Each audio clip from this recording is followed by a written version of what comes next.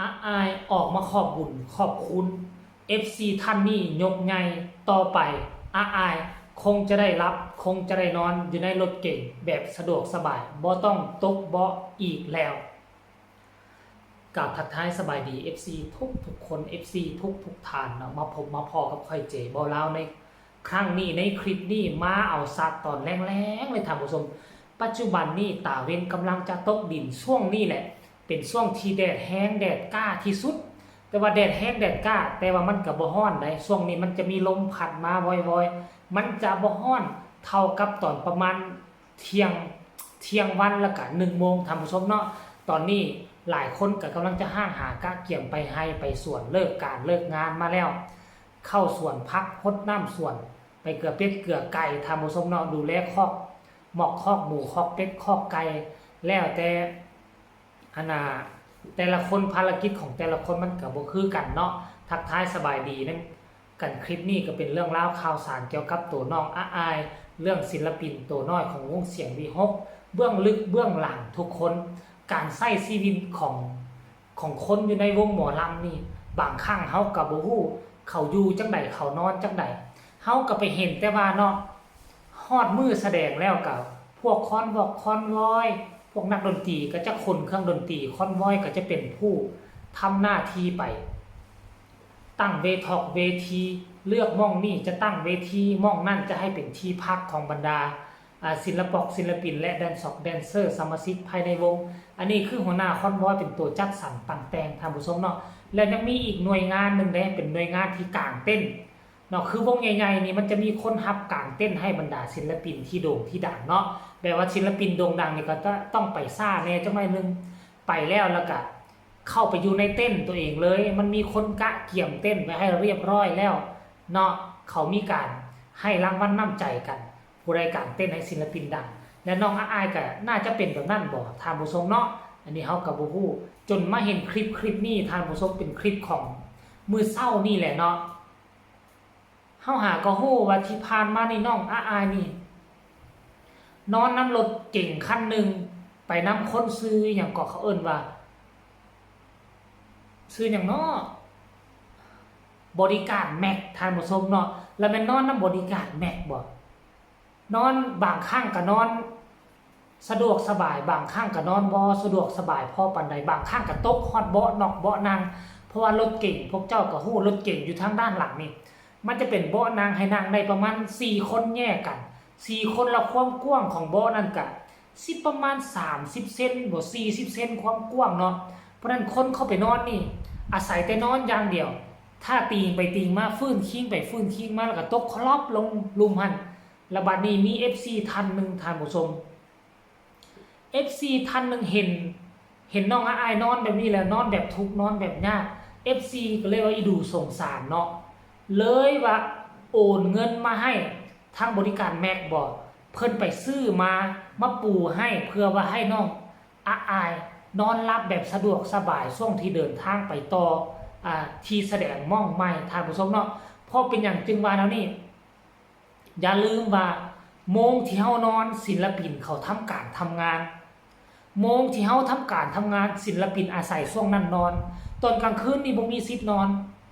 ต้องทำการทำงานทำการแสดงขับลำห้องเพลงขับกล่อมบรรดาท่านผู้ชมอยู่เทิงเวทีแล้วพอตกตอนเว้นมาตื่นเช้ามาก็เก็บข้าวเก็บของขึ้นรถเนาะถ้าแดนเซอร์ก็ไปขึ้นรถเมล์รถทัวร์ประจำวงก็อาศัยตอนนั้นพากันนอนตอนเว้นตอนช่วงเดินทางนี่น้องอาอายก็บ่แตกต่างหยังกับแดนเซอร์ท่านผู้ชมน้องอาอายก็ได้นอนนำรถคันนี้แหละไปเพราะฉะนั้นนอนก็นอนหลับๆตื่นนอนก็บ่มีความสุขดอกเพราะว่ามันบ่มีที่นอนปูมันบ่กว้างบ่ขวางพอนอนอยู่เบาะนั่งบัดรถเบรกรถเบิกมาบัดฟื้นคิงนอนเลินมันก็ตกตุบเอาซั่นตัว FC เห็นแล้ว FC ก็อีดูสงสาร FC ก็เลยตัดสินใจเอาเงินให้ไปซื้อที่นอนมาให้น้องอาอายได้นอนฟื้นคิงได้สะดวกสบายเนาะนอนผู้เดียวนี่นอนสบายแขนได้ฟื้นไปฟื้นมานอนคว่ำนอนง่ายคือได้หมดคือน้องอาอายนอนให้เบิ่งแล้วคลิปมื้อเช้านี่เนาะแล้วน้องอาอายก็อัดคลิปออกมาขอบบุญขอบคุณซึ่งจะเป็น FC คนใดนั่นเพิ่นซื้อว่าจังไดแล้วแม่นให้ไปฟังจากปากของลูกสาวอาอายกันเลยเนาะอันนี้ก็ ดีหลายบ่ลืมบุญลืมคุณผู้ใดเฮ็ดดีนํน้องจะออกมาประกาศรายชื่อออกมาขอบบุญขอบคุณนกตะเงาะตะเงาะเป็นตาแพงแท้เนาะแล้วจึงมาพ้อกันในช่วงต่อไปไปกันเลยเนาะอะไรเป็นไงที่นอนใหม่เยี่ยมเลย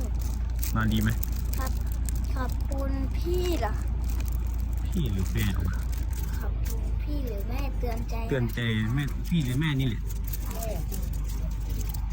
นี่คนละเจอหรือเปล่าขอบคุณคนละคน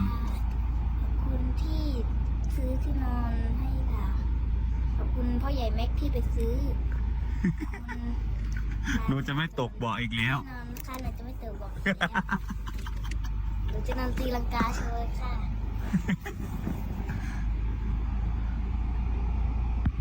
เนาะอะไรเป็นไงเอาทุกคนเห็นกันแล้วหรือยังเนาะหวังว่าทุกคนก็น่าจะเห็นแล้วเด็กน้อยอายุซ้ำนี่น่ะที่รับที่นอนกับบ่มีนอนแบบทุกแบบยากคันท่ากรณีว่าน้องใหญ่ขึ้นมาเนาะถ้าหากว่าน้องพอมีเงินมีคำจังซี่นะน้องอาจจะให้เอารถตู้หั่น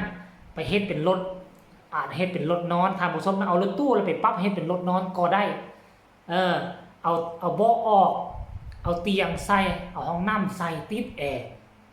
แต่ว่าตัวนี้หั่นเอาไว้อนาคตพุ่นแหละทางผู้ชมเพราะมันก็ราคาแพงราคาล้านกว่าเกือบ2ล้านถ้าคนไทยเฮาเจ้าค่อยผู้บ่มีเงินบ่มีคำแน่คันมีเงินเป็นล้านๆพี่เฮาก็ไปปุ๊กเฮือนดีกว่าก็จะได้เฮือนหลังนึงอยู่แล้วคันหลังบ่ใหญ่ก็อย่างน้อยๆก็สิพอกันอยู่ภายในครอบครัวแล้วเนี่ยเนาะอันนี้เป็นอนาคตอันไกลซั่นเนาะบางครั้งเนาะแต่ว่าพอเพิ่นก็มีแล้วลดเนาะตอนยังเข้ามาอยู่ใหม่ๆเพิ่นก็นอนน้ำพอเพิ่นนั่นแหละแต่อันนี้นับมือนับใหญ่ขึ้นมาแล้วท่านผู้ชมนับมือนับใหญ่แล้วเราก็บ่อยากไปรบกวนพอบัดนี้อาจจะนอนแบบช่วงยังแสดงอยู่หลังเวทีเพิ่นก็ขึ้นไปนอนไปพักผ่อนไปเล่นน้ำพออยู่แต่ว่าบัดช่วงเดินทางเด้ท่านผู้ชมน้องบ่ได้เดินทางไปพร้อมพอน้องไปเดินทางอีกนำอีกผู้นึงเนาะมันก็เลยว่าให้เฮ็ดให้น้องบ่มีที่รับที่นอนอันสะดวกสบายแต่คาดว่าต่อจากนี้ไปอายจะรับแบบเม็ดซิดบ่มีอีหยังมารบกวนแล่นรถเบรกรถกะบ่เฮ็ดให้น้องอายตกการที่ตกลงมานี่โอ้ยมีโอกาสเจ็บได้ทางผู้ชมเนาะเพราะฉะนั้นแหละค่อยก็ดีอกดีใจนำเด้อแล้วต้องขอบุญขอบคุณ FC ท่านนี่เนาะที่เขามองเห็น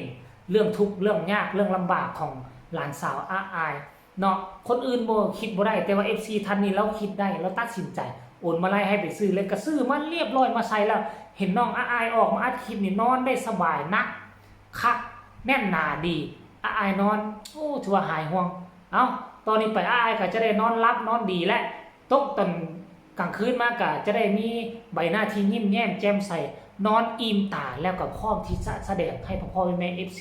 ได้เบิ่งแบบที่มีหอยยิ้มบ่มีหยังมาเครื่องข้องคาใจเนาะเอาคลิปนี้ก็ฝากฝังไว้สำนี้เด้อฝากทุกคนกดไลค์กดแชร์กดติดตามเพื่อจะพลาดในคลิปต่อไปที่สำคัญจะกดข้ามโฆษณาใครมีคำตำหนิที่ชมคำคิดคำเห็นใดๆก็ส่งมาใต้คอมเมนต์ได้พบกันใหม่ในคลิปหน้าสำหรับคลิปนี้ขอกล่าวคำว่าสบายดี